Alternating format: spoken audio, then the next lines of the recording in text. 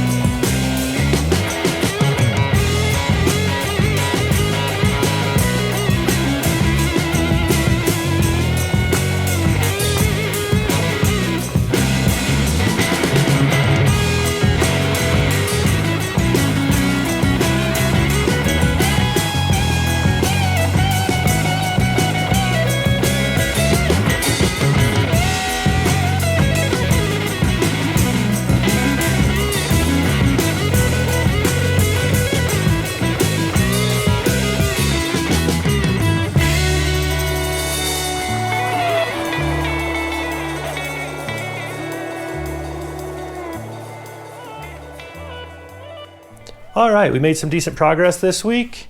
We have the motor in, the motor mounts are all fabbed up and bolted in place. I was able to get the transmission bolted up to the back of the motor as well. And we have to work on the cross member here next. The factory cross member is close, but not quite gonna work for the TKO there. The shifter location is coming out pretty good. We may have to either modify the tunnel there for the shifter a little bit, or see if the transmission and motor can twist a little. So we may have to modify our motor mounts in order to get that to happen. We'll see. We'll see as we go through and start checking stuff, make sure the transmission's pointed back in the proper direction towards the axle and everything. So that's where we're at. I gotta work on that transmission cross member next, see if the motor mounts may need a little bit of modification as we get that lined up. And then once we get done with there, we can move back up to trying to get this motor all wrapped up so that we can start plumbing it and doing everything else and getting everything going on the car. Anyway, thanks for watching, and we'll see you next time.